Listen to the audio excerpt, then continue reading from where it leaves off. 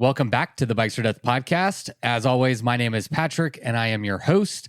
And I have got to make this intro snappy because I've got a plane to catch. I'm heading out to Arkansas to participate in the Arkansas Graveler.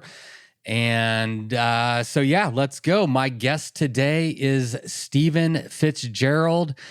He is the owner or one of the owners of Rodeo Labs, and he's also an experienced cyclist, racer, and the winner of this year's Pinyons and Pines bikepacking race in northern Arizona. Stephen is a person that I've been wanting to chat with for a long time, and it was an absolute pleasure to finally get him on the show. I really enjoyed this chat, and I hope that you do too. So let's get into it right after we thank the people that made today's episode possible, starting with our latest patron. So this week, we'd like to thank Kimberly for signing up to be a sustaining member of the Bikes or Death podcast. And if you appreciate the work that we're doing over here at Bikes or Death, a great way to support the show is over at patreon.com/Bikes or Death. Now, today's episode is also brought to us by the Central Texas Showdown, which is a race that I put on here in the Texas Hill Country. The dates for this year are October 23rd through the 26th. We have competitive and non-competitive options and 4 different route options in total to choose from 88 miles all the way up to 500 miles. There's something for everybody. And it is a hell of a good time, if I may say so myself. If you'd like to learn more, you can find out more over at our website, texasshowdownseries.com. You'll find a link to registration there. And of course, I'll include it in the show notes. And for being a loyal listener, if you would like to take $20 off your registration, just use the code BikesOrDeath at checkout, and we will see you in the Texas Hill Country. All right. Ching, ching, ching, ching, ching. The bills have been paid, and now it is time to get to my chat with the one, the only, Stephen Fitzgerald. But first, let's have my friend Miles Arbor kick it off with the Bikes or Death theme song. You load up your bike, you ride away from home. You could be with your friends or you could be alone. You ride for a day or maybe more. You just love being in the great outdoors. Everything you need is strapped to your bars, including that new pillow you got from Santa Claus. And then you think, oh shit, to yourself. You left that super lightweight tent on the living room shelf. Bikes or death. Bikes or death. Podcast. Well, Stephen Fitzgerald, welcome to the Bikes or Death podcast, man. It's a pleasure to have you on today. Thank you. Thank you for having me on. I earlier today went back and read your entire previous guest list and immediately felt imposter syndrome. So it's cool to be here. I don't think we ever get away from imposter syndrome. Like, I don't think it matters like what you accomplish. Like, this has been something we were talking just before we, I guess, officially kicked off about, like, you know, winning and the credibility and the notoriety that can kind of come with that. And it doesn't matter. Like, I always feel like an imposter, you know, but I think we have to like fight through that to, I think that we all feel that on some level, and all of us are having to, you know, fight through that. And even if you're like I wonder about like the number one, because unless you're number one at a sport in the world, I'm a big tennis fan. So if you're the number one tennis player in the world, do you still have imposter syndrome? But until you get to that point, maybe you do. I don't know. Well, as an also tennis fan, because my wife is a tennis fan, therefore I am by default. We just watched I think it was the Serena Williams like mini doc series. It's probably been out forever, and it showed her, you know, first eclipsing her sister, then making it to number one, then going over the backside of that with injuries and setbacks, and how far she went down to losing to unranked players, and then somehow bouncing back within like 3 weeks back to number one again, or winning the Australian Open. This is years ago. So I bet you it's a monkey on your back forever, even if you're number one. Until you decide to retire, maybe. That's one of my favorite things. My favorite thing to watch is not necessarily sports, but I love sports documentaries. I love to hear, from the people who are at the top of whatever it is. Lately, I don't even really watch F1, but I've been watching all these like F1 documentaries that are out and like shows, and it's really interesting to me how the people who are at the top of the sport in any given sport have self-doubt, imposter syndrome. But I think what they have in conjunction to that is like a phrase from a book that I read a long time ago: how bad do you want it? And it all comes down to that question, like, how bad do you want something? Do you want it bad enough to work harder and like go through the pain and fight through the imposter syndrome and all that kind of stuff and keep fighting like Serena, even when, you've been at the top and you go down and you come back up again? That's got to take just an incredible amount of fortitude on so many different levels. And I love that. That's some good shit. Yeah. I for sure there are people that don't have imposter syndrome. They just know that they are the main character, which is maybe in some ways it's a turnoff, but it's also kind of awesome. Even in bikepacking racing, watching the Hellenic race, the two guys, and I don't have everybody's names memorized, that were so dominantly ahead of that. I would bet they don't have imposter syndrome. I mean, they're days in front of everybody else setting a new course record, and they're battling each other. So maybe they have self-doubt, but I don't think they doubt how good they are. And that they're maybe the best, or, Justinius. Yeah. I don't know. I don't know either. I'd have to ask them, because then what I've heard other people say is like, well, this person wasn't in the field and this person wasn't in the field. And that's like a common narrative that keeps coming up. And I think what everybody wants, especially from like the athlete side, is like the athletes would love it if like every single dominant, X player in the game was at Tour Divide this year. Same conditions, same field, same everything. And then like go. But until you have that, we're never really going to, I think there's always room for people to have that lingering self-doubt, maybe. That's what I've heard from other people. I'm not fast, so. Yeah. And even if we settled it, how long is it settled for? None of it's settled. Everyone's always coming up over the top of each other. I mean, names I never heard of regularly win, right. In these genres, which is really fun. Even in Unbound, they were talking about, will we have a repeat winner? And they had to go back to Amanda, who's the only repeat winner since like 2015. Like nobody wins twice. Kind of cool. But certainly, I don't know, being people who need to build personal brands, I wonder how they do that. Like, can you even dominate for a long time in the sport, or do you destroy your body? Yeah.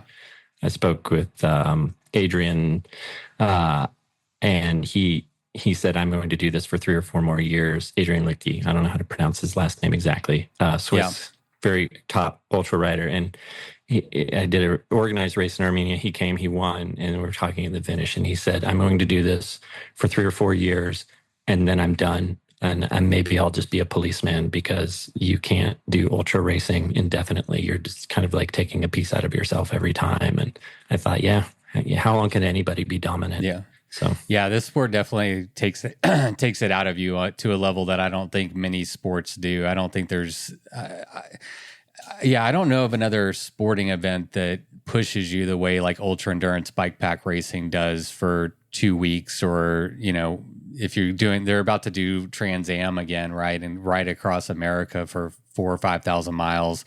That's just a whole nother level of like toughness and abuse on your body. And I mean, when you factor in all the training and the recovery and the injuries and everything, like, it as a newish sport, it'll be interesting to see how it evolves, and if we ever have like a dominant, this person is like dominating the field for, an extended period of time. So time will tell. Yeah. There's a lot to think about. And can the sport compensate people for an extended period of time? That's right. To be able to do it. Is it anyone's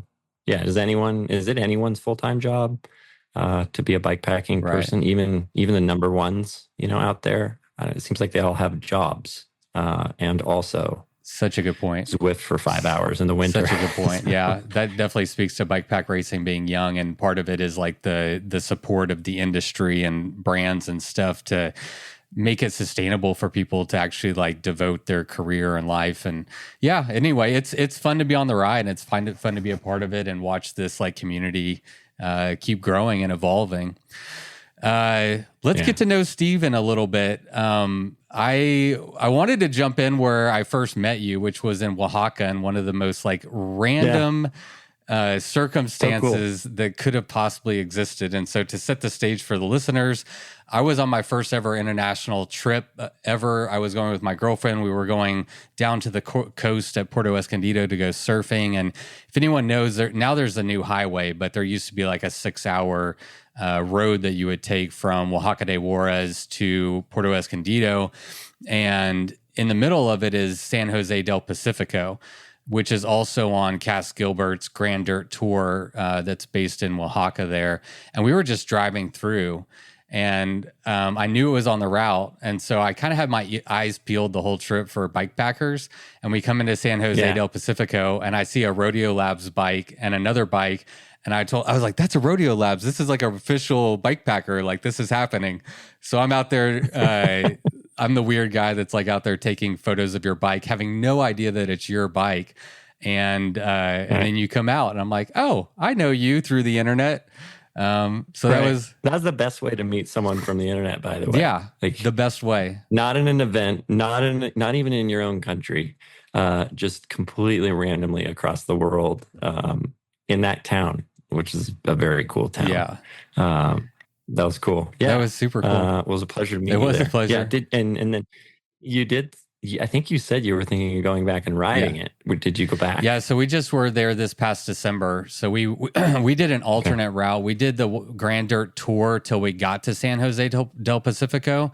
And then I created my own route that took us from there to the coast. And we went back to Puerto Escondido. We didn't surf this time, but I've never done from coast to coast, and this wasn't a coast to coast, but it was, Oaxaca de Juarez to the coast, which was just a cool thing to do because you go over the mountains and then you see the scenery change and everything like that. So yeah, we did go back and ride in Oaxaca, and it was fucking awesome. Yeah. I think I could go back there I would go in December. I have a thing with the heat, but it was so perfect when we did it. Cass he's a hero for many reasons, but that route was a hero route. It just didn't disappoint. When you saw me out there, were you? Did you know who I was? Did you think I might be like lifting your bike off the curb and like taking it home with me? Like what? Well, Peter noticed you there. We were upstairs, and we could see down through the window, having delicious foraged mushroom soup from that little restaurant there. And he said someone's down taking pictures of the bikes. And I'm a little paranoid about like, will my bike be there? So I think we just came downstairs, and you had the Bikes for Death shirt and maybe hat. And it became very obvious instantly, like, wow, this is one of those weird cosmic things that we're running into each other. Yeah, so, it was pretty. Figured it out in about a half a second. It was wild. We had there was a roadblock. So for people who don't know, in Mexico, sometimes if the citizens are protesting, they'll just put up their own roadblock and they'll block traffic until the government pays attention to them. And we got caught in one of those. So if it weren't for that, we would have gone through there like a day before, and we would have totally missed you. Mm-hmm. And so y'all were just there grabbing a bite to eat, and then you're going to be on your way. So anyway, that was like one of the coolest ways I could have possibly met you in the most random scenarios possible. And it was kind of cool. I'm like, oh, he knows who I am. And I know who you are. I've been following you for a long time. So that was fun. Yeah. That was a cool way to meet you. Yeah. So tell me about you a little bit. Like, where do you live? You got a family? I know you said your daughter just graduated high school. What's your home life like? So I'm living in Denver. I would say I'm a native Washingtonian, Washington State. Grew up near Portland, Oregon, right across the river there. And we moved to Colorado in 2011 specifically for mountains that were big enough that they wouldn't run out, which was actually like, and we didn't write it down, but that was one of them, was the mountains have to be so big that you can go up into the mountains and then you don't immediately start going down the other side. They just keep going. So, and then it needed to have a city that was kind of big enough to be interesting and good weather. Because I was coming from the Northwest, and we had just done 5 years of like solid rain, and it was time to do something different. So we we came to Colorado for Colorado. I guess we're invaders. But we try to be good people. I'm not clogging the freeways because I ride to work every day. I have 3 kids, married. So we have a pretty big spread from 18 high school graduate as of last week. And then we have a 9-year-old. So we're going to be in the hot seat with kids for another decade. So that definitely impacts, being a cyclist. There's a whole side conversation about really what it takes to be a capable cyclist and what that will cost anybody else in your life. If you don't know, even if you do know how to try and balance it out. And then I run Rodeo Labs, which is a 11-year-old bike company, in the adventure biking, cycling space. Mostly have a gravel bike lineup, tiptoeing into the mountain bike side of it slowly, but we're getting there.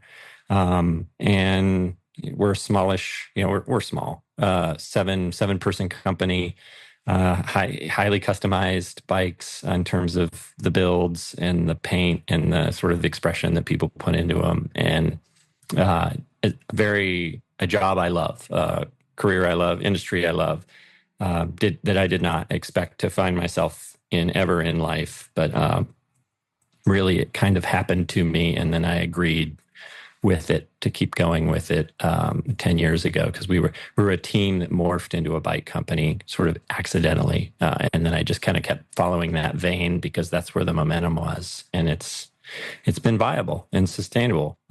So really happy to work in and around bikes all day, Monday through Friday. And then also really committed to riding them relentlessly also.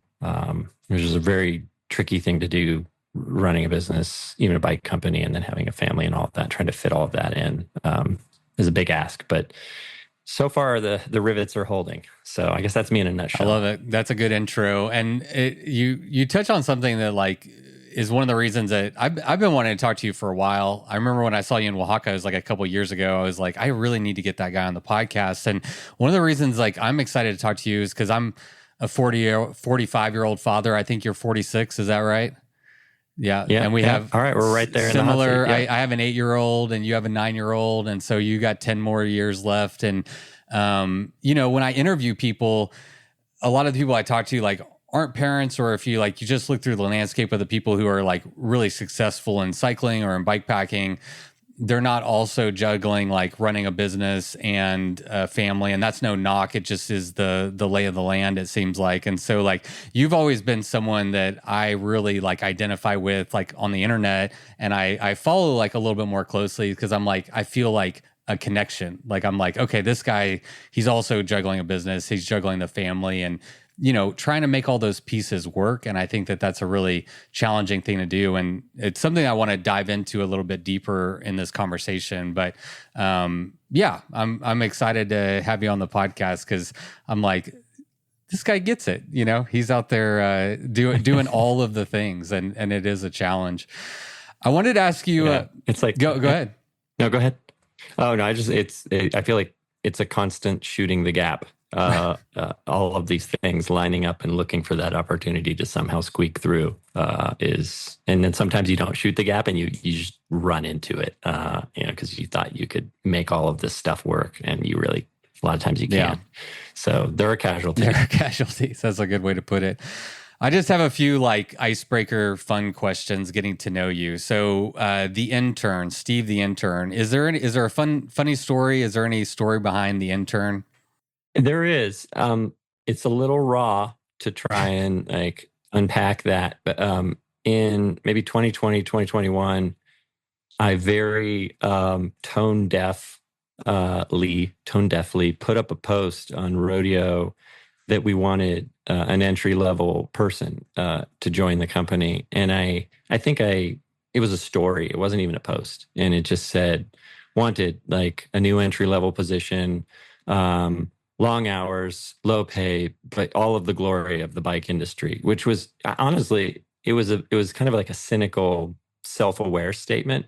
It was funny to me but it was not funny to a lot of people. And I got so much blowback about how bike companies are exploitative and low wages, and why people burned out of the industry and quit it because of companies like ours that take people for granted. And so I kind of got schooled on like, your jokes aren't funny, and that was really tone deaf. For the record, we do not have unpaid interns, and we try to pay above market sort of industry wages at Rodeo Labs. I don't know if we do that every time, but I feel like this is a very livable company in terms of quality of life and how we respect everybody here. But the joke wasn't funny. Ironically, I did intern into my career as a designer, which was my first career. So I came out of high school, did a gap year, came back from the gap year, and then just heard through friend of a friend that someone who owned an agency was hiring an intern. And I just said, I would love to be an intern in a design agency. So I packed up my stuff and I went over there and I interviewed. And I can't believe he didn't laugh me out of the building, because I had no portfolio and I didn't know how to do anything. But he did say, you can come here and learn. I'm not going to pay you anything, but you can come here and learn. And I had the summer to do it. I had 3 months. So I showed up every day. I rode the bus from Vancouver to Portland every day.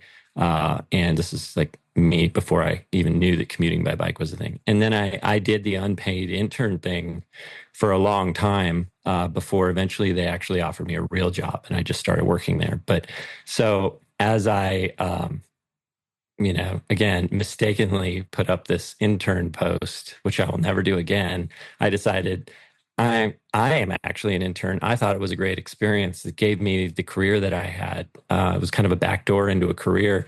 So I'm just going to rename myself Steve the Intern. I hated my other name online. It was just like really not an interesting name. And this was a little bit self-deprecating. And for the record, I came in this morning. I did a morning ride. I got to work an hour early. And I told my wife, I'm going to take a nap on the couch at 9 a.m. when the first person's coming. And we had a scheduled thing. And then I looked over at our build area and the floor was disgusting. And I got out the floor buffer and the mop. And then I buffed and cleaned the floor. And then I went into the bathroom and the bathroom wasn't clean. And then I cleaned the bathroom. And I was like, you know what? This is an honest title still. Yeah, like I own the company. I have a business partner as well, but I'm a company owner and I do whatever the high level things. But I am still an intern in that I'll just do anything that is required here to try and make it better. Not as a point of pride or humility. It's neither. It's just like, I'm really excited for this thing to happen. So I'll be the intern. So that's the joke. Long explanation. I knew there was a story, but I remember there was some chatter about it, but I couldn't remember what it was. And so, thanks for the refresher. And we gave you a chance to clear your good name. Thank you. Yes, I promise. I was just talking to... I really don't want to exploit people. Yeah, Shell Money was my last guest. And his title is like chief janitor or something is one of the titles that he gives himself. But when you own a business, you do it all on some level or another. Yeah, it owns you. My previous title was from 2014 all the way to 2020 was Patient Zero. And that was funny for a minute until there was an actual pandemic. And then Patient Zero was the worst email signature title you could have. So that needed to change. So yeah, exactly. That would have been tone deaf as well. You already had it. Yeah. Steve the Janitor, that could be my next evolution. Yeah, I would roll with that.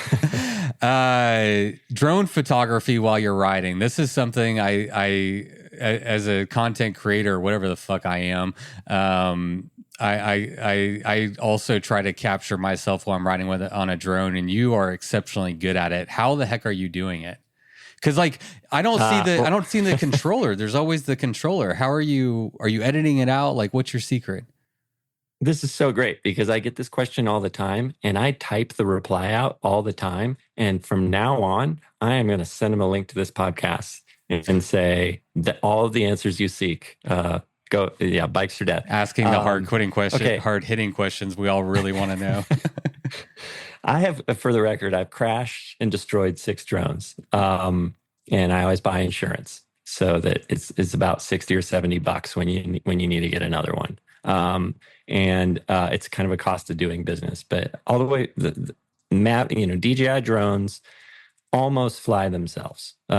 People are familiar with drones that you buy at the toy store, and if you don't have your hands on the sticks, they'll just run into the wall. They don't know where they are. They don't fly themselves. But a real drone, like a DJI, will almost fly itself. So it takes off.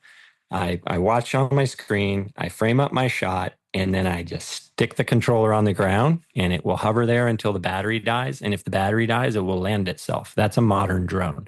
And they have an interval photo mode where you can take a photo every 2 seconds. So I line up the shot, and then I have a visual marker of about, where I would want to be in the shot, and make sure I ride through it. And I'll ride through it 2 or 3 times, to have a few, maybe I'll end up with 10 photos to pick from, and definitely 9 to 10 of them are garbage. And then maybe one of them is the image that I wanted to share. So it's really it's not difficult. What drone are you, the DJI? Because I have the Mini Pro 3, I think. Yeah, that's the one. Yeah. I didn't know about the interval photo thing, so that's a good trick. Dig into the settings there, and there's a little timer icon, and then when you hit that, it's 10 seconds, 5 seconds, 2 seconds as your interval. You don't want to do 10 because it's not enough photos. You'll always be on the wrong. Anyway, this is getting a little technical, but that drone fits in a bike jersey pocket if you happen to use bike jersey pockets, and the controller is a little bigger, but it will also fit in the second pocket. And ergonomics matter. Phone goes in the third one, and then your jersey's balanced. So you can put in a frame bag. I've done a lot of that. But where is your controller, your handheld controller, when you're flying the drone? Well, I just hold it, and then when I get the shot, I hit go. And it starts taking a picture every 2 seconds. So it's taking a bunch of trash too. And then I just stick it on the ground on the side of the road or the trail. Okay. Like, again, you're done flying the drone. Right. It's up there flying itself. It knows where it is. It knows how high it is. It knows how much battery it has left, and it knows how to land itself. Right. So like anyone who can play the most basic video game can fly a drone these days. I love this. But while you figure this out, get insurance, because you're definitely going to run into a tree. Hopefully not a power line, but some destruction is involved.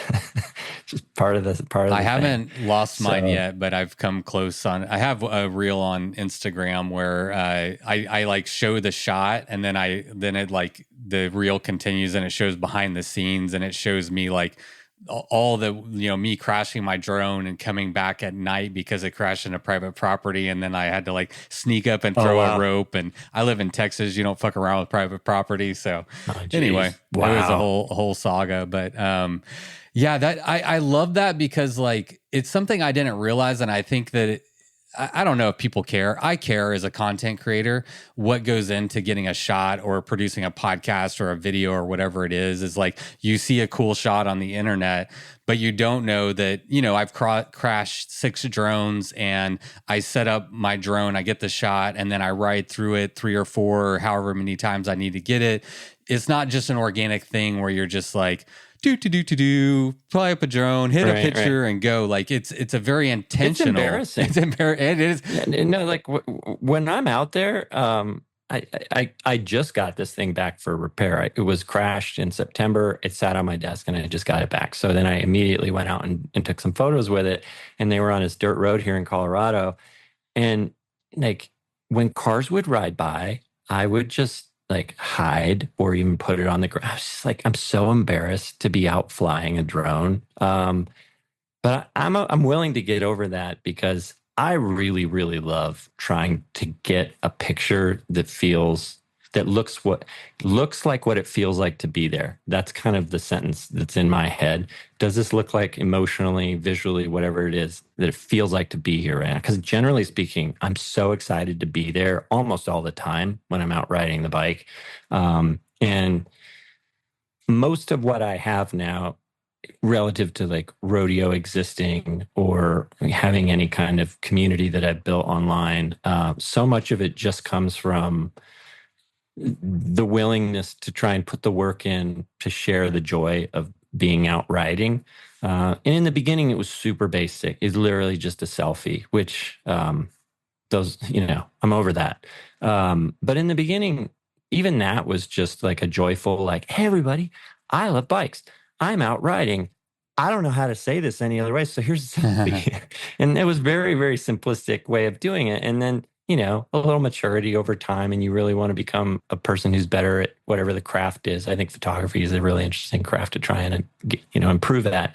And then you cycle through tools, iPhone, GoPros, SLRs, drones, all of the things, and you gain mastery of it. And then, of course, you break cameras and drones along the way. And you look like an idiot on the side of the road, fiddling with a drone too. All of that's included. It is funny though that as a viewer, you don't have the context of any of that. You just see a beautiful image, and you just think like that. Like you said, that must have been an organic moment. Right. Well, for sure, that moment happened. I definitely rode down that road, and I would have ridden down that road with or without the drone. But to get that shot, I probably had to ride up and down that road like 5 to 10 times, and stop for a half hour or 15 minutes or wherever it was, to be able to, I guess, share that. And, is that vanity? Is that a waste of time? Not for me. Yeah. Again, because of what it's become. I relate to that so strongly. I think I would be a much better content creator if I didn't have that just grand embarrassment factor.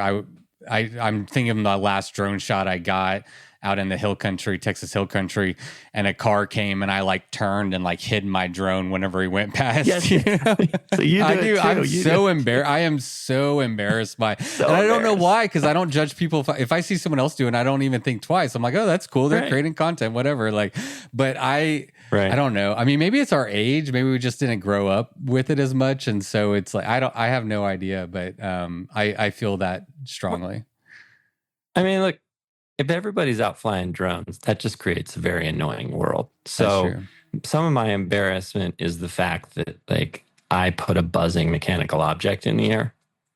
You definitely have to be careful. And now most places are sort of locked down, like public parks and, all the Jeffco trails and things in the Front Range are generally no-go zones for drones. You'll see signs everywhere. And for good reason. I don't want me to be allowed to have my drone out there. But the further you get into this land that people care less and less about in terms of, who controls it and what are you allowed to do there, the more open it is and less self-conscious, more creative opportunities. And it's a super unique point of view. Yeah. We basically, I have a friend who's a much better photographer than I am. And he just told me, anything but eye level. We all walk around at eye level, experiencing life here. And he's like, get low with the camera, get high with the camera. Just like, and it comes back to me. And it's like the way that a road curves, just 100 feet off the ground looking down is so beautiful. And being able to condense that experience into an image and say like, this is what it felt like to ride down this curvy road or whatever. Those point of views, drones are worth it. They're worth the embarrassment. Yeah, go check out Steven's most recent. I mean, by the time this episode comes out, it might not be his most recent, but it'll be one of his most recent ones. And you're like breaking this down, actually, some of what we're talking about like I'm trying to capture what it felt like to ride through this. And I love it. As a consumer of it, I'm into it. Keep doing it. And I'm going to keep trying to steal some tricks from you. I'm going to be like, I want to be like Steven one day and get those epic shots. But I haven't crashed enough drones, man. That's my problem. I got to crash more drones and then I'll maybe catch up one day. Well, the other thing is they do get smaller and smaller, which is amazing. Like I can't even believe how small the one, that I'm carrying right now. It wasn't weigh anything. The battery goes. But the real decision is whether or not to put it in your pocket before you go on the ride. And I'm always annoyed by it. Like, I don't want to bring that thing. I'm not really going to do this. And, it's always after the fact, as in many things in life. You're happy you did, but maybe before and during, it's kind of just a chore. Yeah. So yeah, put it in the bag, and just have it there. And these moments just present themselves to you. So let's chit chat about Rodeo Labs for just a minute. I think like most people are going to be really aware of what Rodeo Labs is, and you introduced it here at the top of the podcast. And you said that you kind of like fell or stumbled into this line of work. Can you elaborate on that?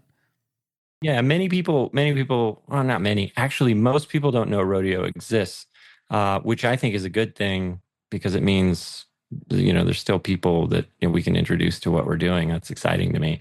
But anyone familiar with it might have heard the origin story, which was it was an anti-team coming off the back end of a very serious road cycling team, which I was a part of. And when I left that team, I started Rodeo, with some friends, a small number of friends, and it was just WordPress template. I was already taking photos at the time, already having a ton of fun. So we had all sorts of, images to share. I was already experimenting with drop bar bikes off road and just being dumb and experimental. And then the team happened, and that team was intended to only be kind of a team without rules or structure, so that no one could tell us what to do. I like the sandbox metaphor. It's like we just had our own sandbox, and we were allowed to sit in our sandbox and play, and there were no rules in the sandbox.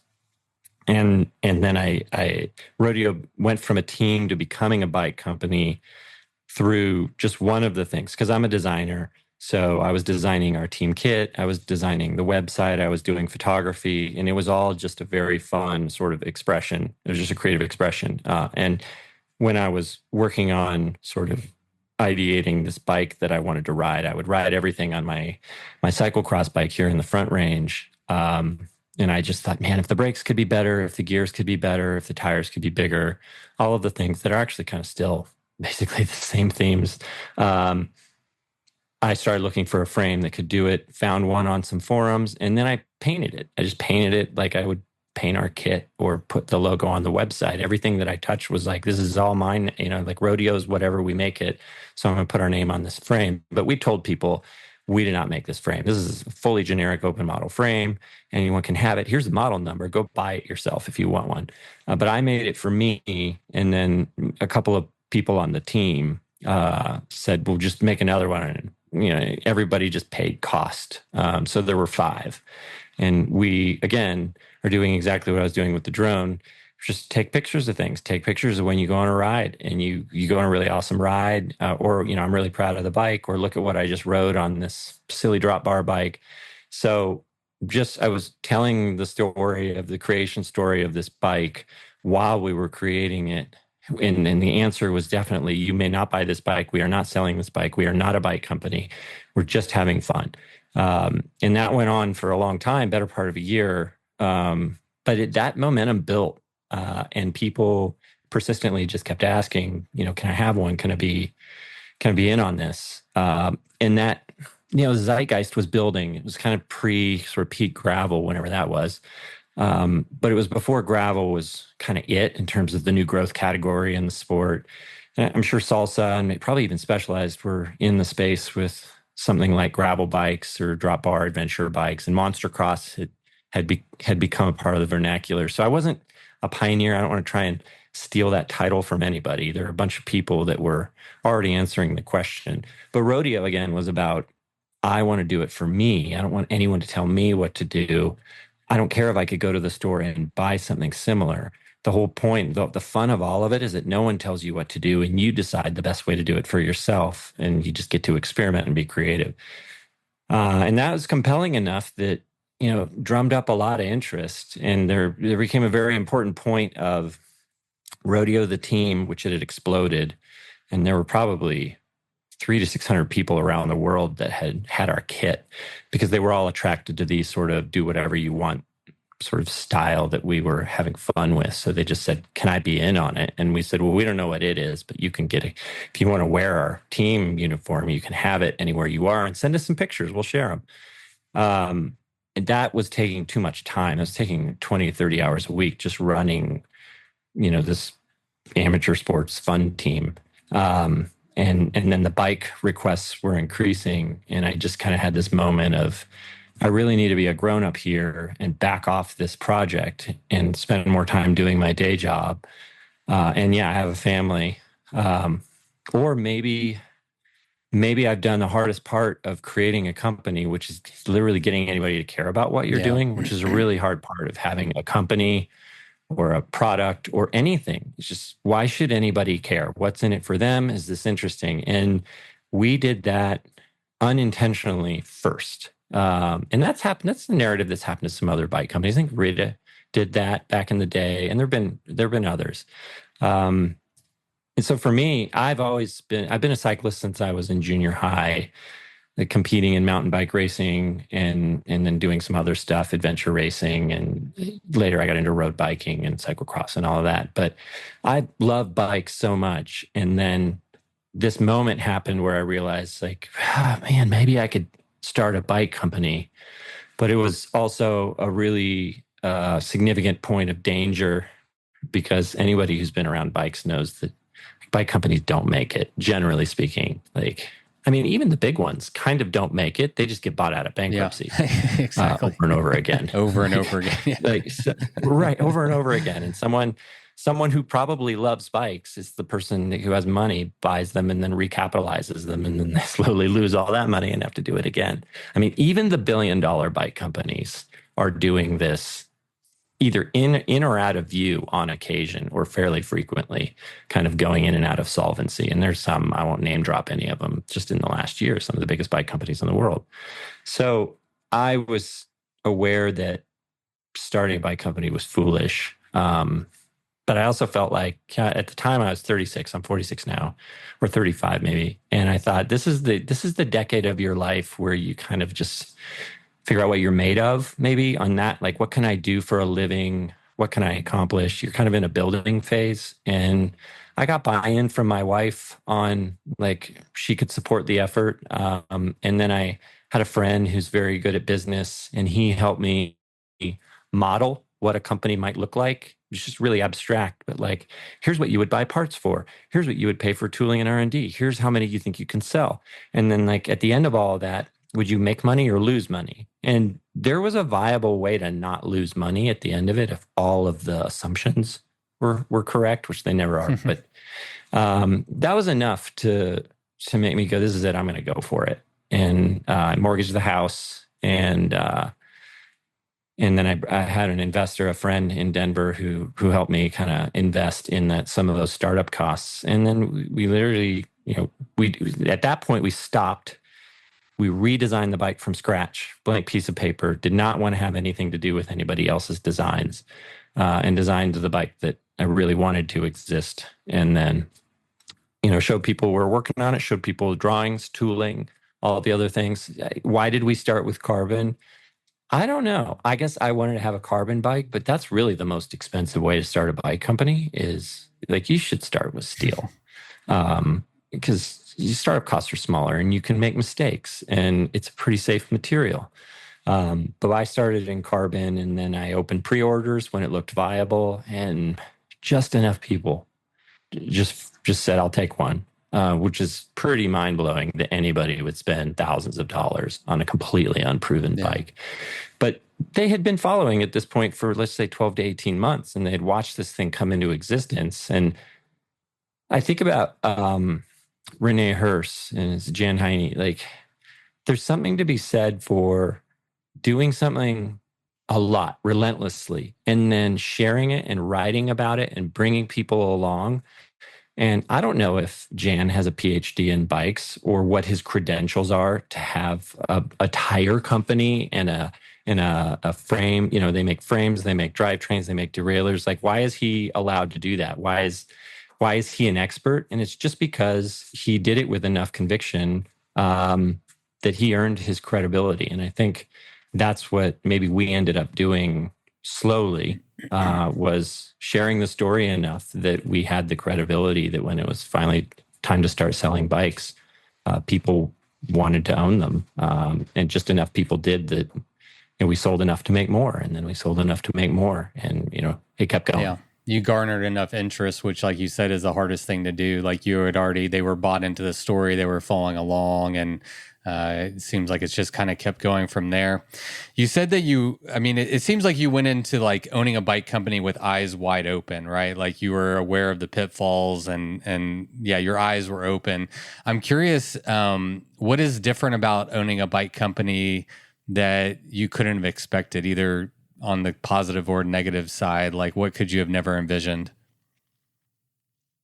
I think I was a fan of bikes and bike companies and a consumer of all of it for at least a couple decades before I actually sort of had one, maybe 3.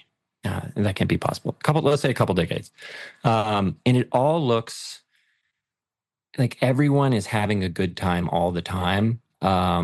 Racing, cool new parts, widgets, anodized everything. Like it just looks like a big party from the outside. And I think now, 11 years in, I don't think I believe that about anyone anymore. I don't think anyone's having a party, maybe even most of the time. I think I was just at Sea Otter and I was walking around, and the projection of success and like good vibes, this kind of bro culture. We're all in the industry. We're all living the dream. My brand succeeding, your brand succeeding. We're killing it. We have a big tent. We have all of that projection is essentially, in my opinion, vapor. Like most people in the industry, maybe with a few exceptions, and I don't know which ones they are grinding most of the time to keep that thing going and to keep it alive. It doesn't mean they're miserable. I love my job. I am not miserable. I am stressed out a lot, but I'm not miserable. But the perception that it's golden hour photo shoots and, you know, beautiful moments, and that false projection of constant success, which I guess may be necessary on some level, because who wants to be a part of something that's struggling, is mostly a mirage. It's mostly a made up narrative. It's mostly an industry of passionate people who have to work really, really hard to keep it going to the next day. And there are 2 ways a bike company will go, in my opinion. One, the economics just don't work out anymore. And let's say you borrow more debt than you can service, or you bring in too much inventory and you can't sell it. Or you just don't know how to run a company. That's one way. Or the other one is you're not really being very well compensated for your efforts a lot of the time. So you don't make a lot of money, but you're working your brains out. And at some point, the stoke, the actual ember that is your love for bikes and cycling, isn't bright enough to overwhelm just that crush of circumstances, economics, stress, supply chain, customer service, all the other things that wear you down to a nub. And when the ember goes out, you're done. And that's why there's a cycle, because many cycling brands are not sustainable for that reason. They would be sustainable, let's just say, if the money were so good that you didn't even need an ember. You're just killing it and you don't even love it, but you're making so much money you don't need to love it. I guess if that were true, then, and that's what a lot of people do for a living. You know, many people don't love their jobs, but they're well compensated enough just to keep doing them. But that isn't often true in bikes. You're often not that well compensated. You're very worn out, and your ember's fading, and then you go away. So that's what I would tell a lot of people about this industry is most of the people running a bike brand are in it for the same reason you are as a consumer, because they just love it and they want to be around it and they want to do it. They're just experiencing it from the opposite side. And it's hard work. Yeah. So. Much like the drone photography, it's different than what it looks like. What you see, the stoke and the party and the sunset shots. There's so much that goes on behind the scenes. Tell us about this prototype that you rode at Pinyons and Pines, and that'll maybe be a good segue into actually talking about Pinyons and Pines. But you took a prototype show pony on this adventure. Yeah. Yes. So the show pony, try not to make it too long of a story. The show pony is the name of the Rodeo Labs mountain bike project.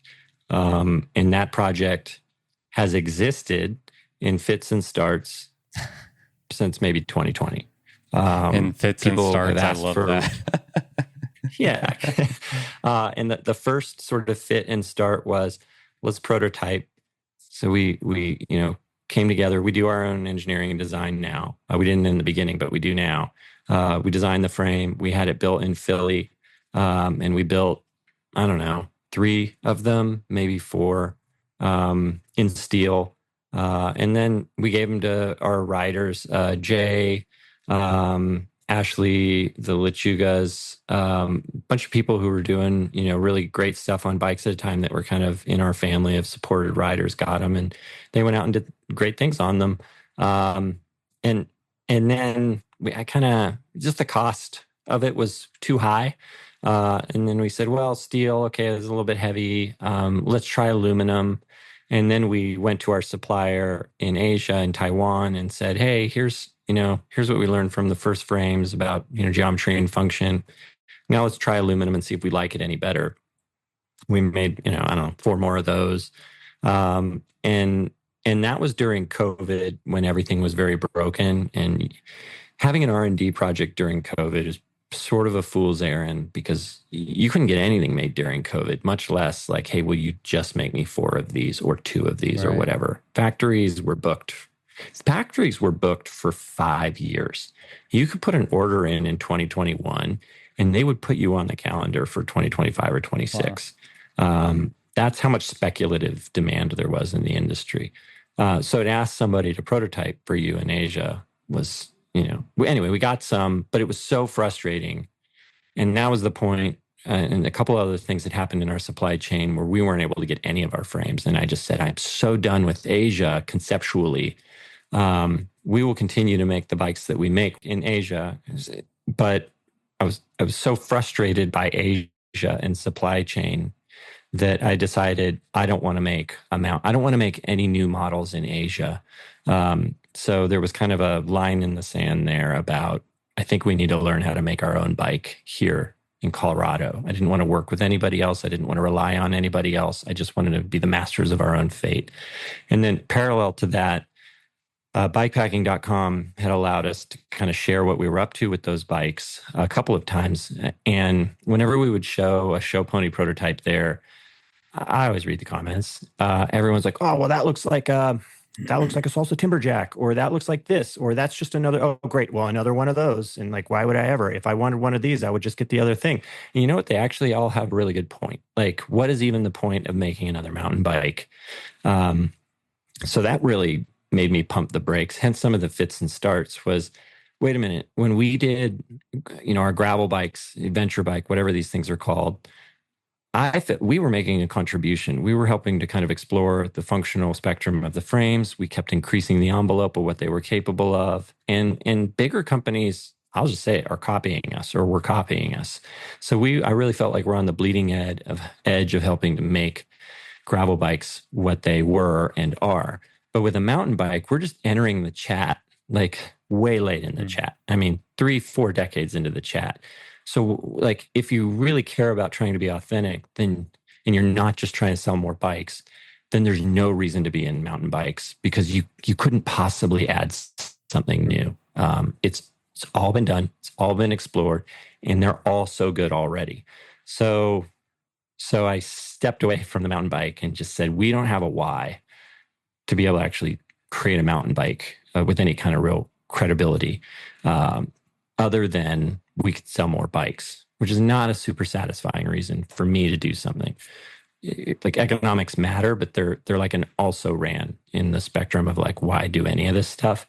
So I thought about it a lot. And then I thought, what would be a real inspired reason to do a mountain bike is if we could make a contribution to either the genre or the way the bikes are made, or to tell a better story of the product itself, cradle to grave, or, what is this thing? And I thought, doing that in Denver, like, let's try and make a mountain bike frame that costs about as much as our steel Flanimal, which is made in Taiwan, which is about $1,500. If we can make a mountain bike frame in the States for about that price, and we could show people raw materials coming in the building and then a bike frame leaving, and then they can have one and feel really proud of it at about that price. And, of course, also it had to be a good bike. Then that seemed like enough of a reason to actually try and create like a Rodeo Labs mountain bike. So that became the context for trying to work on this problem. And we've been working on it for a long time, like almost an embarrassingly long time, because we don't move very fast, because we only really spend what we can afford.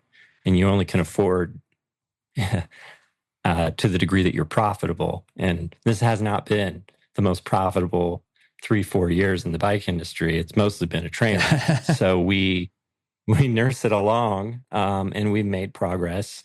And we're doing a lot of things that we won't talk about publicly in terms of really exploring, like, how could you construct a bike? Because I don't want to make a welded frame. I don't want to make a hand laid carbon frame. I want to make a frame really efficiently. It's light and durable and playful. And like when you line all of those things up, and like it's kind of like if it were possible, other people would be doing it. But that's kind of the nugget of like what we would like to accomplish with this thing. So we're going really slow, but we have built this prototype here. And we've had this one for a year. And the point of putting this one together wasn't to make a production bike. It was a learning exercise. Like, how can we construct a bike? You know, what are the pros and cons of any different manufacturing technique? If we order components of the frame from different suppliers, look at, you know, as benchmarking, how durable are they? How well do they test? Could we make them in-house, or how would we make them differently? So this frame is just a real skunkworks kind of Frankenstein frame. I mean, I love it like a child, but it's not sophisticated, and it's not the bike we'll sell. But the next thing to do is to ride it. And I guess, you know, I rode it last year in Italy at a 350-mile kind of race there, and I broke it there. And then I fixed it in that race and kept going, and I finished, which was all learning. It was just learning, which is a wonderful piece of learning. Like, failure is a great way to learn. And then when I registered for Pinyons this year, Pinyons and Pines, it's a mountain bike course. It's not a gravel bike course. And I just thought long and hard about, I could put the suspension fork on my trail donkey. I could put flat bars on it, and I'll bet you I could get through the course. But it would be cooler to actually do it on the bike that is correct. And we have one of those. So let's take that thing back down, do some upcycling and remodeling and strengthening of the things that we noted, and then take it back out for another lap. So that's what we did. How concerned were you about the durability of this prototype after the Italy experience? Well, it's always in the back of my mind. I mean, for the record, we made this frame, and the first thing it did was go to ISO testing. And we found a failure mode in ISO testing, and then we modified that, and then rebuilt the frame. And then that's the frame I took to Italy, and then it broke differently. And look, a sample size of one frame, isn't enough to tell you everything you need to know about a bike, especially if you were going to put it into production. But what's funny is that bike broke maybe 30 miles into a 350-mile race last year. And then I went to the hardware store in Italy, and I bought epoxy and screws, and I rebonded and just Franken mended this frame. And then it held together for the entire race. And so I knew, like, God, I mean, I put it through hell after I fixed it, and it did really well. But, you know, I had to go back and talk to Cade, our engineer, and Pancho, who's also on our engineering team. And we talked about, all right, well, is this viable or just foolish or dangerous to the extent that you can quantify that? And then, well, what could we do to up our odds? And that was kind of the stance was, all right, let's do some strengthening and just up the odds that if something goes wrong, you know, won't be catastrophic, have time to react, and even maybe be able to repair it again if it were to go wrong. And then for me, because I'm the rider, I don't have to worry about someone else. I wouldn't let anyone else at the company do that. Like, I'm not going to ask anyone here to go out and ride a frame that I'm just not totally confident, you know, it's going to last. But I'm fine doing that myself. So I took it, and I made peace with the fact that I may go into this race and really embarrass myself. But I could reconcile that with, like, in the same way that we did our first bike, show them what you're doing, show them your whys, show them that you're trying to really prove out your ideas. And then if it doesn't go well, then they're along for the ride too. And just be honest about, look, this is not a direct line from point A to point B. It's a bunch of squiggles and setbacks and dead ends.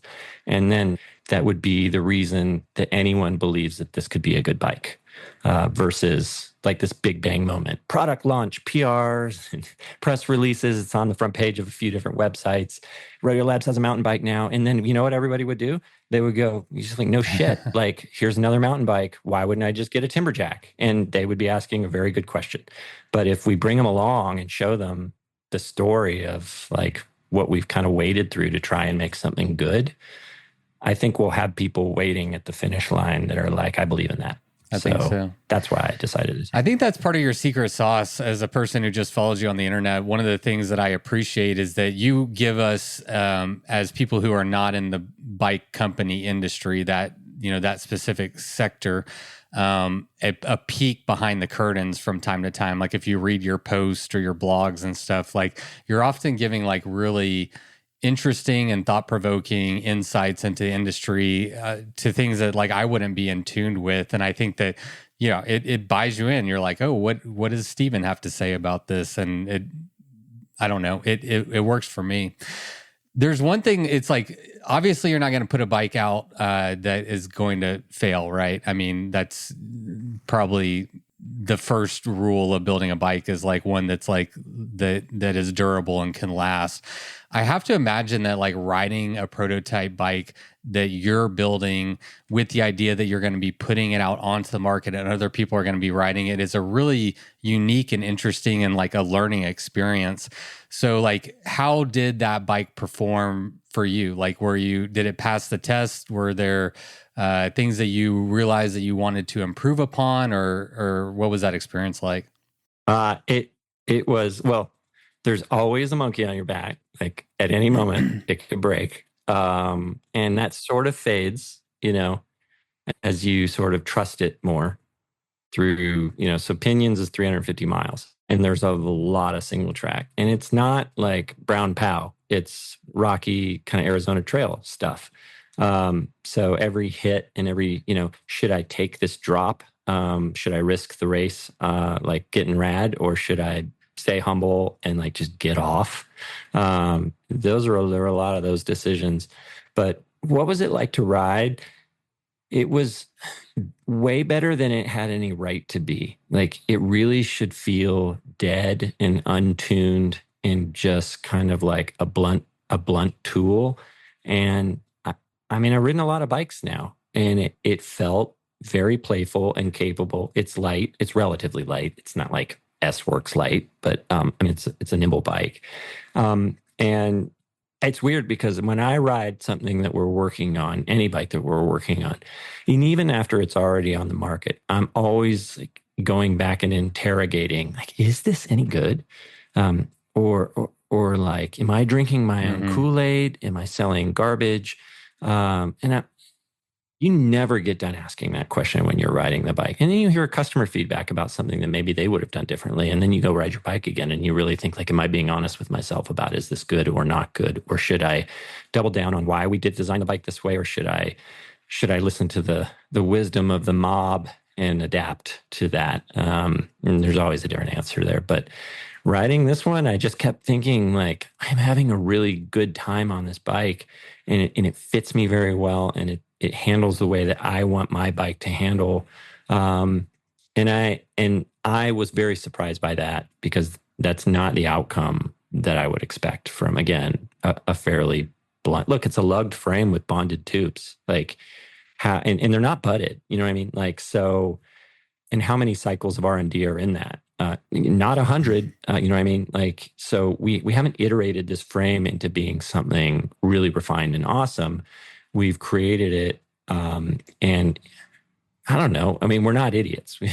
Cade's a great engineer. So is Pancho Drew, who's the product designer, product manager. They're all good people that ride bikes. So smart people put this thing together. So for that reason, maybe I shouldn't be that surprised that it's good. Or maybe this stuff is not as complicated as we make it out to be. Like maybe we think making bikes is splitting atoms, but maybe it's not. Maybe bikes are fundamentally fun as long as they're not fatally flawed. So I'm not sure how to answer that. That's a great answer. But I felt so proud of it. I was proud of everybody here when I was riding it because it's kind of a bad news bears, like very humble R&D effort. And just to have something that could be going so well, riding so well, I was very, I mean, there's nothing like having something, you're a creator, so but when you make something and you bring it into existence, it didn't exist and now it exists. And not because I made it, I didn't make that bike with my hands, but because the team here made that bike. And my contribution was willpower. And so we willed this bike and we created it and then it exists. There's nothing like that satisfaction. At least occupationally for me, there's nothing like that. That's super cool. Felt good. What was I going to ask you? Oh yeah. For your customers who are chomping at the bits, that are ready to buy a show pony. I know you said you're not in a hurry. You do things slow, but do you have any idea when that bike might actually hit your product line? Well, now I'm going to just tell everyone to listen to this podcast for the answer to that question. That's all I'm trying to do here is just get you to refer back to it. You're going to be you're going to be the funnel. There is no set schedule, which is not the best thing. We could be more schedule driven, but Show Pony is a resource. It is not time. It is money. There is a certain amount of money between now and the finish line. And again, we only have so much money. So my next move with Show Pony really is to better resource it, to kind of get off the drip and really just say, build the team, resource them, better equipment, higher iterative rate. And that's $500,000 or, some number. So, I mean, because I cannot stress that we are not making a mountain bike. We are learning how to master materials and construction methods. And that is not a one-dimensional problem. It isn't how to lay carbon into a mold or how to weld a tube, both of which we could do very quickly because we have Brad, who worked at Alchemy, who made every one of their carbon bikes one by one. So we could make a carbon frame. We just make the tooling and he could make carbon frames for us. And they would be $5,000. Or we could Pancho can braze and weld, and we could spool up a welded frame building team really quickly. And then either of those would actually be relatively affordable because it's all known. But what we're trying to do is learn how to make a bike differently, not just for the stunt of having something different, but like making anything in the USA is a workforce and man hours, the human capital of that's what's too expensive about USA made products. So we have to learn how to make a bike efficiently. And that's why it's so expensive. We have to try and fail to be creative with methods for making a bike. And that's the part we don't really talk much about. Because if we do it, then we will have done something unique. Gorilla Gravity, by the way, we're not using their method, but they did it. They did it. Super sad that it didn't work out for them. But they're an example of a company that said, we don't want to do tube to tube. We don't want to do hand laid carbon. We're going to come out of nowhere with something that isn't common to the bike industry. And then they patented it. That shows how uncommon their approach was. And then they had, for a hot minute, they had price competitive USA made full suspension frames, which is something that no one had in the United States. So in a way, they proved that it could be done. And there are a number of reasons why, I don't think they made it as a company. I don't know them all, but I don't think their innovation wasn't one of those reasons. And they proved to everyone, like, think harder. And I don't think the bike industry does think harder. The bike industry falls into a couple of camps. Basically, go to Asia because the cost of labor is low and the quality is very high and the margins are good enough to run a company. That's why you go to Asia. Or you make it in the United States, let's say, and your expertise is lower in terms of composites. So you're probably working in metals. And they could be high quality frames, but they're going to be more expensive for sure than an Asian frame. But a certain number of people will pay that premium for made in the USA. So those are that's reductive, but those are the two camps for how to make a bike. But what if there was a third camp was, we're making something in the United States. It's good. It's competitive. And it may not be exactly dollar for dollar as cheap as Asia, but it's close enough that people will make that leap for the story of like, why is it here and why is it better? And I'm proud of walking into this building and seeing where these things are made and buying it from the people whose hands made them.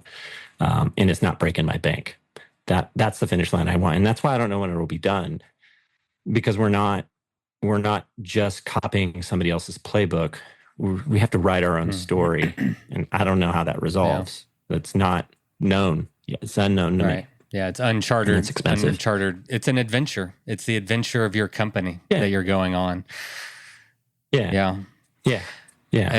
So it's a Hail Mary. Well, it's super cool, man. And I wish you luck with it. And the reality is, like, I have a million more questions about all of that, but we would never talk about Pinyons and Pines. And so I'm going to force myself to just stop, and we're just going to do a hard segue into Pinyons and Pines that you won. Big dog, easy money. You were always the favorite to win.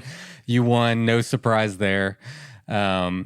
That huge surprise. I know, I'm kidding. Absolutely. Yeah, for people who don't know, I'm being sarcastic. I mean, not to say you're not a strong rider, but yeah. I guess first off, like, you being as busy as you are, juggling as many balls as you do juggle with your family and everything. And I'm wondering, like, how and why you decided to choose Pinyons and Pines. Like, how do you even choose when you're going to take X number of days off? And not only that, but like everything that goes in to get ready for a race. Like, it takes a lot of effort. Why Pinyons and Pines? The shortest answer for that is just because Dana invited me. He invited me in 2020 after I went and did Atlas Mountain Race in Morocco, which is really the only other ultra I've ever done. I came back from that and he said, "All right, Pinyons and Pines, you should come." And I said, no, I'm never doing this again. This sport sucks. And because I was just wrecked. I was so tired.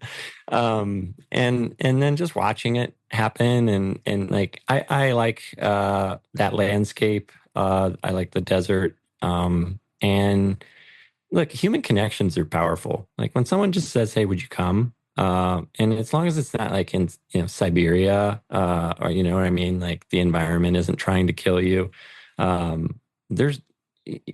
It's a friendly person.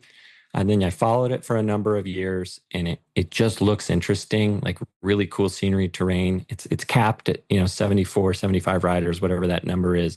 So it's going to have a more relational, intimate feel than, let's just say one of the big gravel races that I might go to that has, literally 5,000 people or whatever.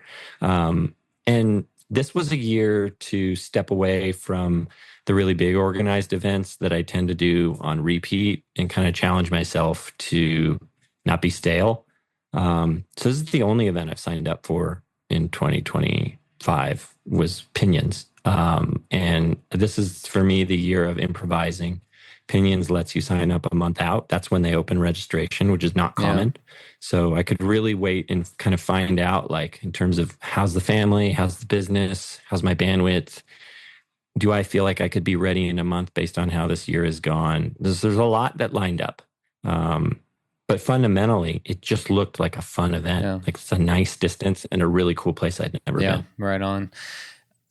Kind of piggybacking on that, like, and I'm curious as a 46-year-old man, me being 45 myself, I'm curious, like, how you trained and juggled all this stuff. That's the thing that I always struggle with, is how do you juggle? I'm about to head to Arkansas on Monday to do the Arkansas Graveler, and it's like riding across Arkansas, and I'm not ready. Like I'm like underprepared. Yeah. How did you prepare and train for Pinyons and Pines, and maybe also, like, how prepared did you feel to take on that event?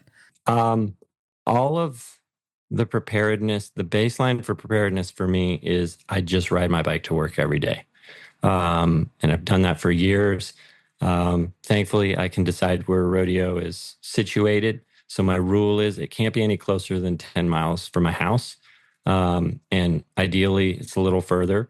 So it's about an 11-mile one way. And then if I just add a little time, like 20 minutes longer, 30 minutes longer, whatever it is, I could make it 20 miles one way, or I could go up the really long way, make it 45 miles one way. But most of my riding is not interesting or inspiring. It is just the simple utility of getting myself to work and back.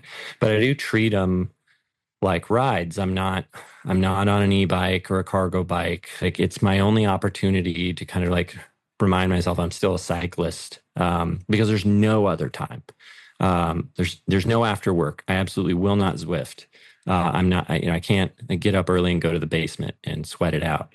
So I need to be outside to be on a bike, and going to work and coming home from work is the only time in 24 hours that doesn't belong to anyone else. It's my time. So bike commuting, that's it. That's the secret sauce for me as a dad. And then that's like 150 miles a week if I get it right. And maybe I can make it a little bit more by tacking some other stuff on. And I kind of have a rule for you're ramping into an ultra or anything long or difficult. You basically just need to add margin on top of that. That's kind of like proportionate to what it is you're going to do. So as Pinyons got closer, there was a Monday that I took off work, and I went and did 115 miles just to see if I could. And I had a couple of those, maybe some like 5 a.m. to noon shifts that don't take a lot out of family time on the weekend. And it's super cobbled together. And, I use Strava, and I use their little training tool. I wear a heart rate monitor. I have a power meter. And you can make fun of that all you want. But you know what it really does is it actually tells you exactly where you are, your own relative fitness relative to yourself. So it's really helpful just to know, like, if I need to hit this number, this goal, am I moving in the right direction or am I moving in the wrong one? And like, you just need a goal. So a race is a goal that you focus yourself on and you train towards. And when you would sleep in or go the short way, you can't cop out, or you're going to get there and you're not going to be okay. And it's the fear of the DNF, or it's the fear of honestly embarrassing myself. Because of course I'm going to tell people I'm going, and then I don't want to be an idiot. And I don't want to not finish, and I don't want to disrespect the event. So that's how I focus. What about goals or hopes and dreams going into the event? What expectations did you put on yourself, if any, or what did you like hope to get out of it? Because results aren't everything, like what were you hoping to get out of that experience? Well, for me, my rule in an ultra is, and by that I mean like the 2.5 that I've done or whatever, is when I went to Morocco, I had never done one, and I didn't understand the genre, and then I did it, and I looked back on that effort, and I brought a tent, and every night I stopped. I rode really, really hard every day. I rode really fast, and then I would stop and waste a ton of time at a restaurant. And then I would go to my camp spot, and I would set up my tent and roll out my sleeping bag and put it in there and make my little house. And I'd change all my clothes, and like I had this whole routine. And then I look back on the race, and I thought basically every time I would bivvy, or not even bivvy, but set up my tent, I'm wasting like an hour and a half just doing housekeeping. And that had nothing to do with me getting to the finish line. So after I got done with that event, I think my goal moving forward was always, it doesn't really matter what my finishing number is. I want to be accountable to efficiency. I just want to, if I'm going to ride my bike hard, and the point of that is that it is a competitive or a timed event, then how can I waste the least amount of time to get there, and kind of gift away the least amount of time to other people, other competitors, or other people out on course. So that was my goal for Pinyons, was, okay, I'm in not as good of a shape. I fell short. I wanted to get kind of this 100 fitness point metric that I knew is like, I could go do anything if I can hit that number. And I only got to 90. So I knew I came in measurably lower than I wanted. But I could control how much time I spent and dilly-dallied and wasted. And that just became the goal, was just be an intentional person who's thoughtful when you're out there. And then wherever the chips fall, I literally couldn't even speculate. I knew better people than me were showing up. And then I knew people wouldn't sleep. I knew they would go harder. They were younger. They were fitter. All of those things were true. But you can control you in that thing. And if you finish last, but you can tell yourself, I came into it trying to do my best, and then you can say, I did it. I did my best. It doesn't matter who showed up or didn't show up. That is a 10 out of 10 success for me. So, and that's also kind of released me from the stress of trying to keep up with people that are better than me, or ride, too hard, or be something that I'm not. Because you're right, 46-year-old person is not at their physical peak. So you need to be humble. You were, it looked like, just from track leaders, that you were in the top three, in the mix of the top three up until about 150 miles. So first you can correct me if needed, but were you surprised? Were you able to keep that perspective of I'm just trying to do my best and be efficient, or did you get sucked up into the racing atmosphere, or is that just where you landed naturally? I do think I went too fast on the first day relative to maybe my own ability. You do think so? I do, because I was having trouble eating, and that just tells me that the machine's running too hard. If you don't leave any blood from your stomach, it's all in your legs and lungs. It's probably what it comes down to. Then I don't know, I'm going too hard. But you do get caught up in the excitement at the start. But I am smart enough to know that the 16-year-old and the 23-year-old that jackrabbited up the mountain, maybe they're that good. But statistically, many people who jackrabbit out of the front of an ultra don't stay out there for very long. They don't understand pacing yet. And so you do get a little wisdom from, being a little older and having watched some of these things happen. And if you can trust that, if you can trust, you get FOMO, they're riding away from you. But then you just trust, no, I know myself. I need to slow down. And I really did try and do that on day one, but I did get a little bit too excited. But I don't know, 10 people or 12 people beat me up the hill to the first summit. And then more people caught me on the downhill because I was in drop bars. And I really did get off my bike. I didn't have a dropper, and it was very technical. I just got off and walked some of the drops and the sketchy parts of the descent. And then you see this ripper go by on his full suspension with the dropper, and you're just like, man, I'd give anything to be that guy on that bike. But just trust that you have your own method. And you know what? Those people started coming back one by one on the first day on that single track.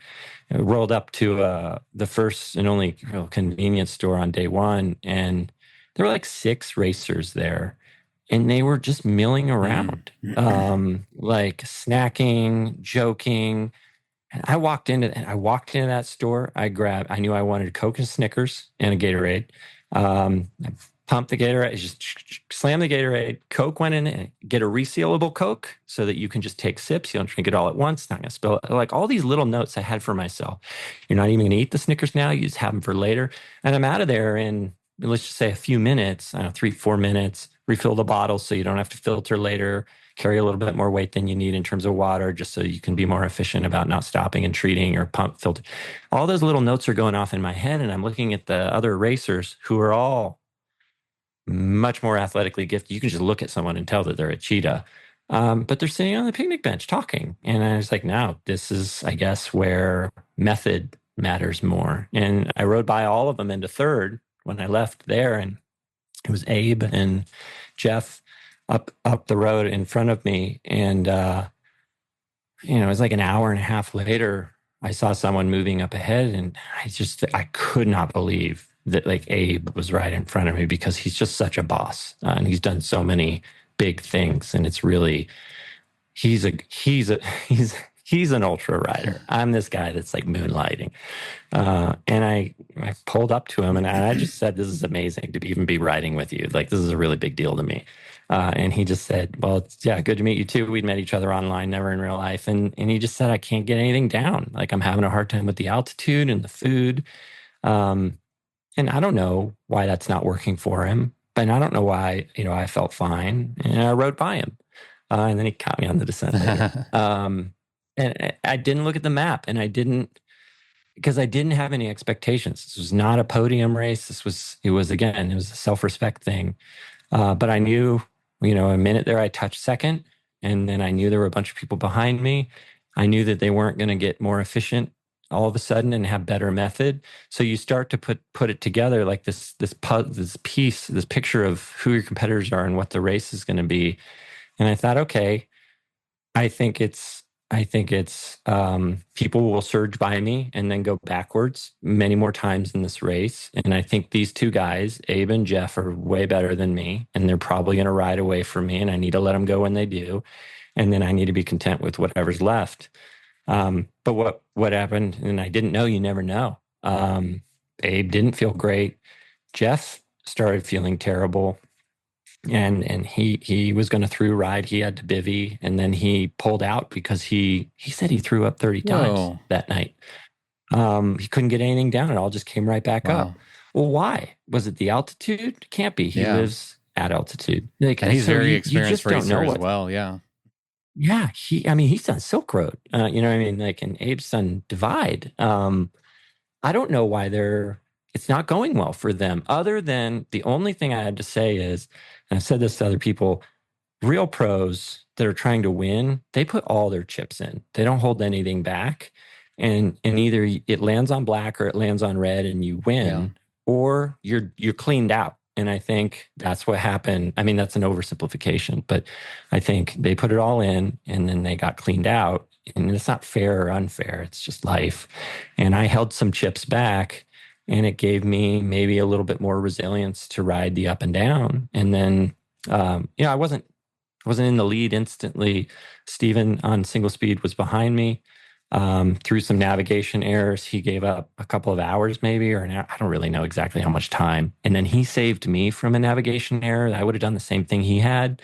That's not even fair either. When, somebody else is coming down the trail that you were going to go up and they just say, don't go that way. So, things like that happened. Then the bike, because I had drop bars and aero bars on it, in the second half of the course became a very perfect tool because I had drop bars and I could get out of the wind. The wind picked up and it went from being predominantly single track to predominantly double track. So things that were maybe holding me back early worked in my favor later. And that helped.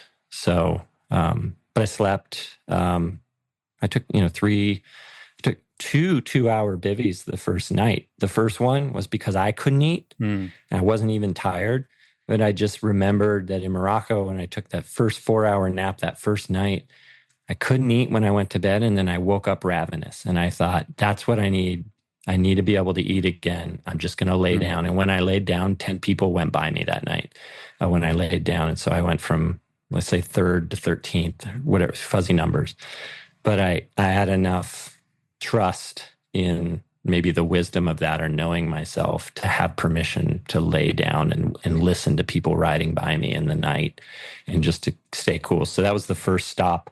And then only 3-4 hours later, I decided to do it again because I still wasn't right. And I took a second nap for another 2 hours. And then when I woke up from that one, I was like, I'm back. I can ride and I can eat. Yeah. And and I had a really long monologue about, with myself about, you can't sleep twice in one night. Abe's doing it with no sleep at all. He doesn't even have a sleep kit, and you're weak and he's not. And like, you're comparing yourself to other people. And then the other voice says, like, you know yourself and you know how to take care of yourself and you have permission to take care of yourself. So just do it. And God, I'm so glad I did. It worked out. I can't believe that worked. Yeah. I mean, it shows like you got to make it to the end. If you don't make it to the end, it's still an experience. You still learn from it and all that kind of stuff. But you do have to make it to the end if you want to have a chance. When was that first? Do you remember about like what mileage that first sleep was? The first 2 hours you took?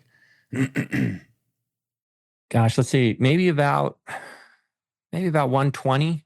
There was some very vicious at the bottom of Kestner Mountain. Was that Kastner Mountain? I think so. Yeah, that's what it looked like. Yeah, okay, the Kastner switchback. From track leaders, I see them going up. That's what it looked like. Is like you were in the heat, you were in the whole conversation, and then you took a nap, and they all went past you, and then you eventually like were able to catch up, and Jeff and Abe obviously had to tap out for their own reasons, so that helped. Abe was like cooking, man. He like Yeah, he was automatically 4 hours ahead just from my stops, not to mention that he's a fast rider on a full suspension bike. Like, so I don't know what the number was, 4 or 5 hours ahead by morning. And that's just insurmountable, especially when you're not even trying to surmount it. You're just like, damn, he's so good. He's so dreamy. He's going to go win.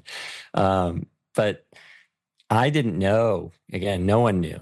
No one knows what's going on. And I have my phone in airplane mode most of the time because friends will text you and heckle, and you get into cell phone range and you get this huge wash of messages from people.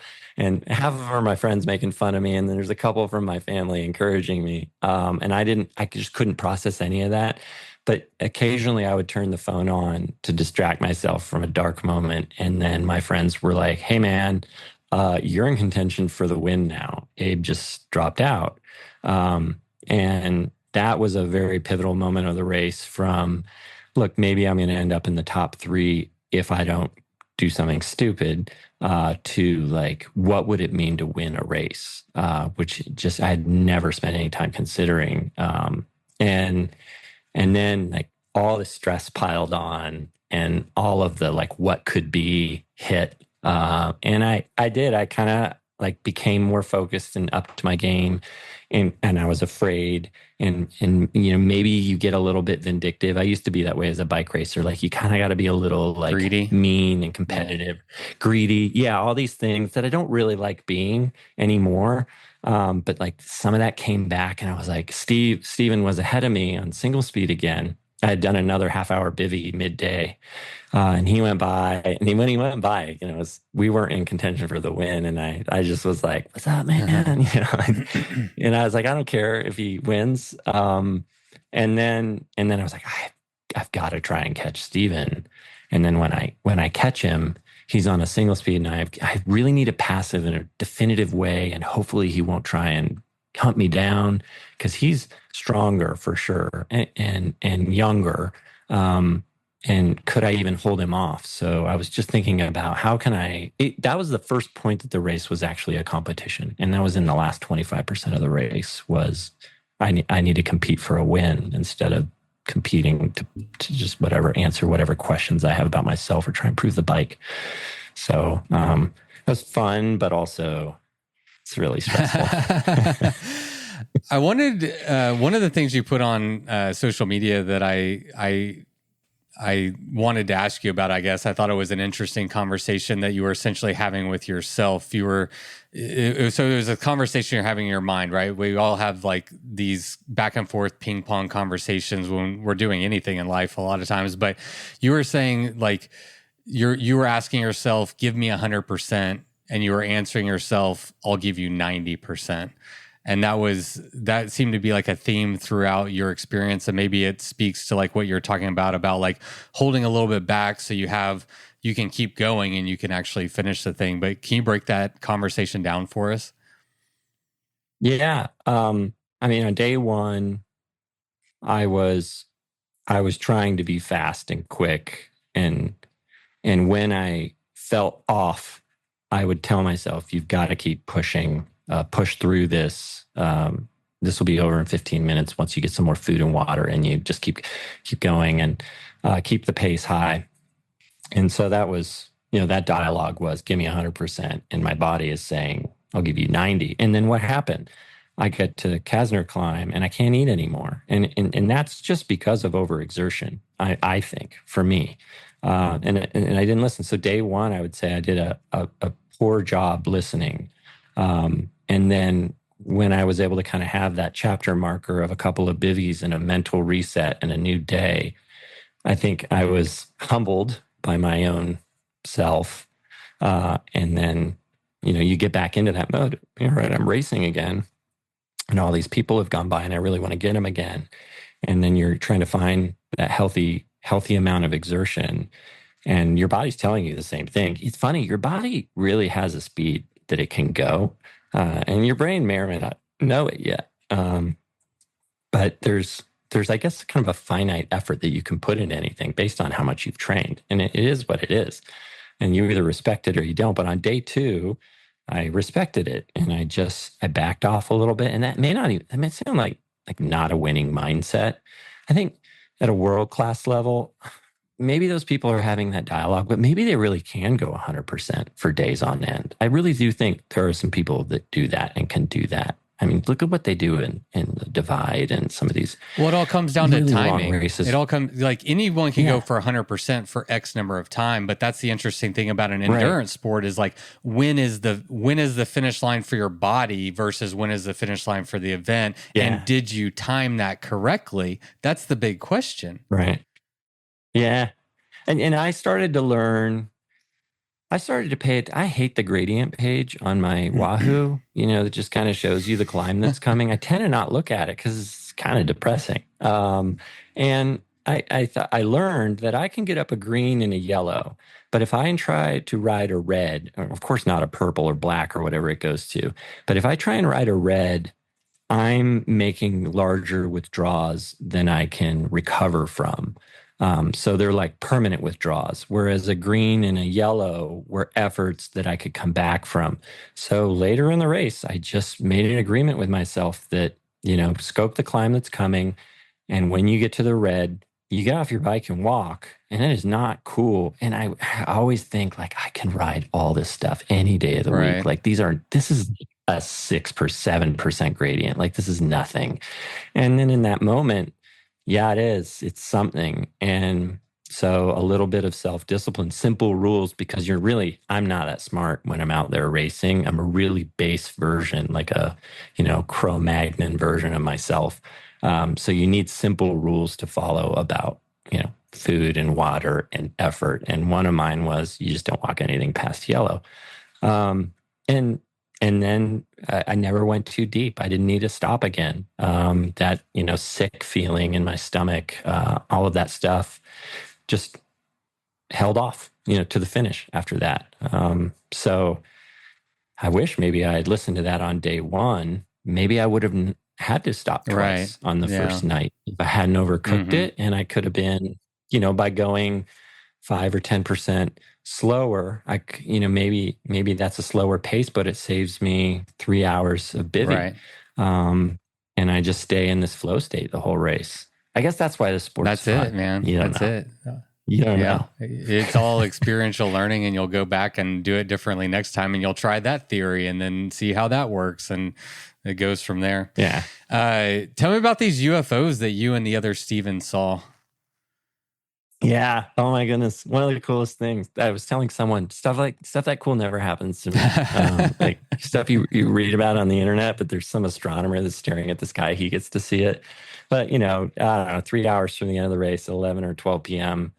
Like the Arizona sky is a party, and it is popping, and there's satellite, Starlink, it's just shooting stars. Yeah. You can see it all so well in the desert, low light pollution.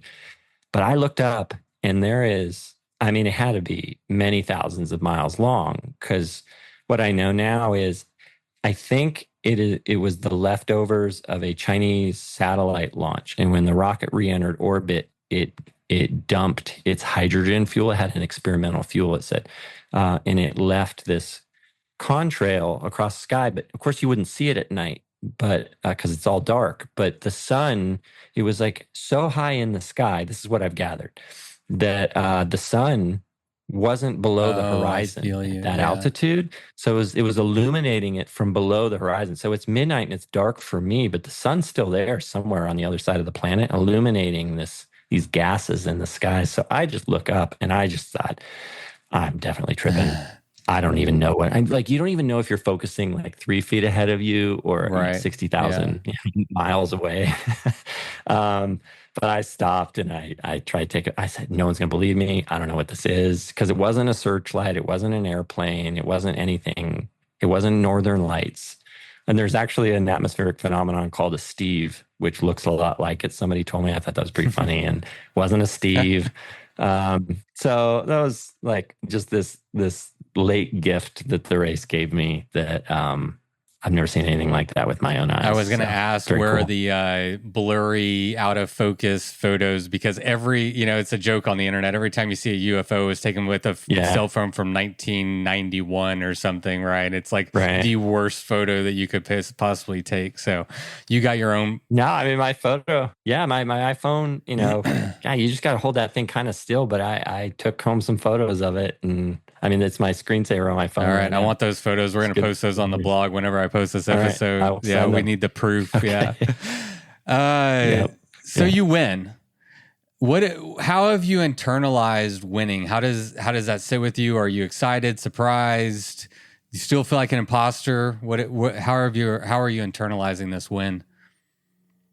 Well, it's funny. Like, I cried at the end of Leadville once. Like, I'll definitely get emotional in a number of events that I do. That's why I'll never be a truly great bikepacking racer. It's too emotional. But I got to the end of this one, and I could not connect with, like, I won. There's nobody in front of me. This is real and it's happening. And you know what else will keep you humble? Like, I rolled up to the finish. There's no one there. There's just no one there at 2 a.m. And I don't, even if you roll into the finish with a big head, like, that'll knock you down a notch when it's just like a parking lot and you're like, oh yeah, this is ultra You just go like racing. this and take a shower and go to bed. A photographer showed up about 2 minutes later, and we got to hang out and talk. He drove me back to my car, which was very nice. So I did get some human connection at the very end of it. I called my wife, but this is such a grassroots sport that, I don't know. You're not going to get a big head off of like the adulation of, like, people cheering for you at the end because there's no one there. But this is probably some of the deepest satisfaction I've had that maybe I can remember in terms of an event. Just because I'm not young, and I don't know if I can do this stuff anymore, or, you know what I mean? Like, you're just kind of wondering, like, I look at other people my age and there aren't that many people that do this. Like, I'm a normal guy. I go to the band recital at a school and I look at all the other parents and I'm like, they're normal and I'm not. I'm going to Arizona and I'm going to, race my bike for 300 whatever miles. And I don't know if I'm being an idiot for still wanting to do this stuff. And then even if I do decide to do it anyway, why would you even think that you're going to do well when you look at the starting line? It's the people that you do know are fast, but then all of these other young people and people on really amazing bikes that are total unknown quantities. And everything is just telling you, like, you're going to get there and that's going to be satisfying, but that's all you get now. And then you get a win. And it's like this gift of, like, it's like all that hard work added up. Like, all that trying to squeeze it in between the other things, that wasn't foolishness. Like, it can still add up to a really meaningful thing, not just for me, but like to have a win on that bike and to kind of try and prove that we're working on something good. All of that stuff started to hit me and it meant a lot, meant a ton. Yeah. I love to see it. I mean, it's something that the idea that I promulgate a lot on this podcast is that, endurance is a great equalizer between age and sex and stuff, like these categories that we put ourselves in. Whenever it's, multiple days and hundreds of miles and there's all these factors that come in and everybody's having to manage themselves, anything can happen. And it was, on a personal level, I was rooting for you. I mean, I'm rooting for everybody, but it was just really cool to see because I'm like, that's another guy that owns a business, that has a family, that has the kids, that's going to the band recitals, and is also finding the time to carve it out. And yeah, we're a little bit older, and so, like, I have no aspirations of winning a race, but it is inspirational for me to be like, yeah, there's another one of us out there doing it, and that was cool for me to see too. Something that I think about, maybe I thought about out there, was like, I'm gone sometimes. Like, Ollie, my 9-year-old, when I told him I was leaving, he's like, "You're leaving again?" And I was like, "Gosh, I'm not got that long." And so there's the look. It is a sadness to leave your kids. and to be gone. And then when they say they don't want you to be there, or I'm sorry, they don't want you to be gone, they're sad that you're leaving. I'm going to edit that to make you sound bad. I'm good. Yeah. I don't want you to be here, Dad. Go. He's throwing rocks at me. That's sad. But then the other side of that is like, I want to model for my kids that you don't grow old and fade to black. You don't have to do that by default. I think that can be a default because life is hard and the grind is hard and you get more and more worn down, and it's easy just to let up off the gas and maybe just hit the couch.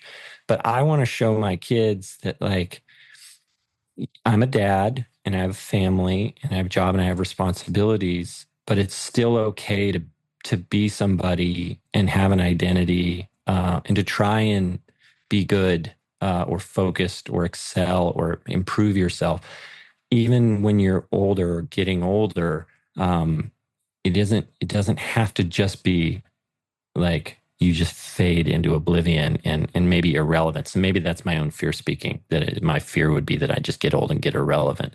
But I want to show them, like, hey, when you're older and if you have a family someday and the life's pressures are coming down on you, look, it's okay if you need to focus on what you think is important and you need to shelve maybe the vanity of some of the hobbies that you have. But it could also be okay to try to shoot that gap and say, I'm still going to find a way to express who I am and grow as a person, even into whatever age I do this through. I don't really see an actual horizon date.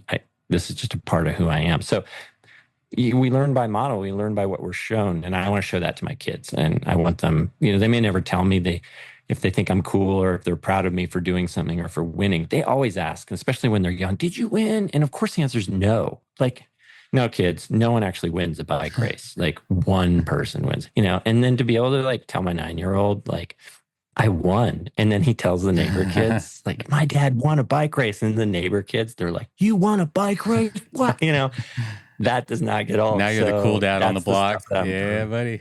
For 30 seconds. Yeah. Yeah. So that stuff matters to me. Well, it's super cool. I mean, you're not only modeling it for your children, but I mean, as a 45-year-old dude, I'm like, these are the stories that I'm looking at, and I'm like, yeah, because you have a choice whether you sit on the couch and eat potato chips or you don't. Most of us, if we have our physical abilities, right? But like, it's a choice, and it does get harder the older you get with the demands that you place on your life, and your body, I think, is telling you to slow down too, to some degree, right? Your body's like, all right, and it's pushing back against some of this stuff, and you're like, now you're having to fight through that and injury, and it just becomes harder. And I inherently believe, and there's plenty of examples of people who do badass shit into their 80s and 90s and stuff like that, and just got to keep the train moving, man. So congratulations on your win. Thanks for showing up and modeling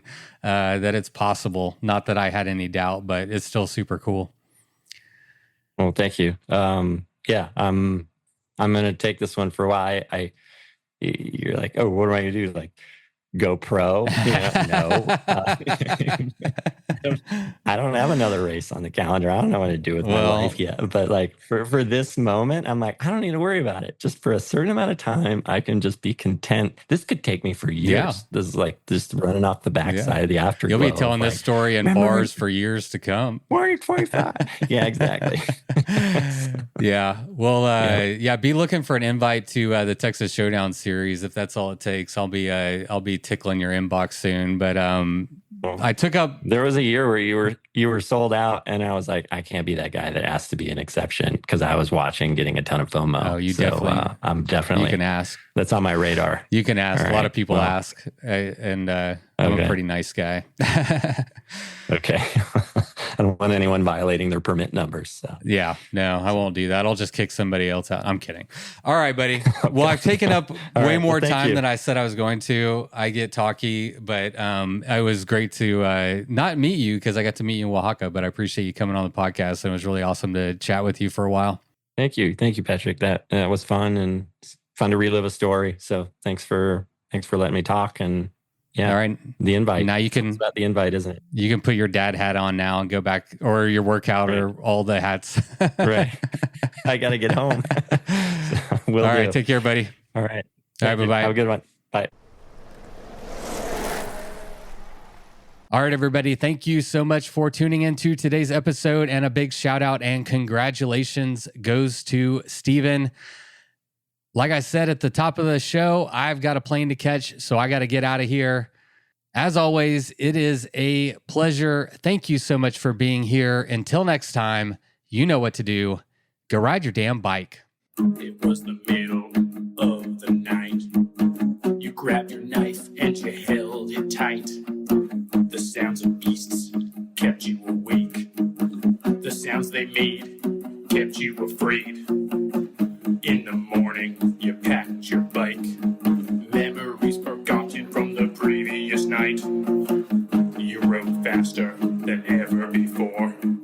Was it your imagination or merely folklore? Fear turned into strength as you pushed further. Every pedal stroke stronger and firmer. Your bike feels weightless, your legs aren't tired. You think to yourself, just a few more miles. Bikes, oh death. Bikes, oh death. Podcast.